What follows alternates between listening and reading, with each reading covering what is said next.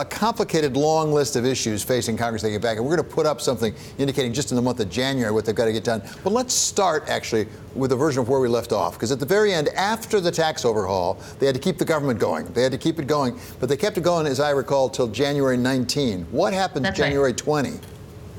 The government shuts down unless they come up with yet another patch. And there's still a disagreement in the Republican Party, primarily about how to fund the Defense Department versus the other programs that the government funds. They need to get 60 votes, which is highly complicated given that Democrats need to provide now as many as 8 or 9, potentially if there are no votes on the Republican side, as many as 12 Democratic votes to keep the government open. So it's going to be highly complex as we head into early January. Another thing is that Congress delayed its return. Now they're not getting back until not January 3rd as originally predicted, but January 8th now. So we've got just a short week period of time to get a funding bill through that can be very complicated. So the experience in recent history has been they have these continuing resolutions. They just keep going, keep going, keep going. Is there any reason to believe they won't do that again come January 19? We'll just have a continuing resolution to push it out another couple months?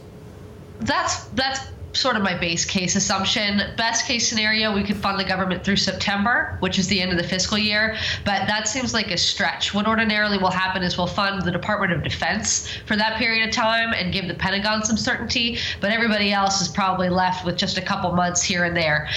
Additional complications come from the fact that we need to also increase the debt ceiling around that exact same time. And Republicans who have traditionally been deficit hawks, but just deficit spent about $1.5 trillion with this recent tax bill, have a lot of things that they'd like to sort out on that front. So it will be very complicated and could lead to a shutdown. And Henry, there are some other issues, if I'm not mistaken, that are not strictly speaking spending. Things like the Dreamers situation, where the Democrats really want to make progress on that. President Trump says he wants to. On the other hand, he says he's not going to do it without funding for a wall. Are they going to be able to get past that?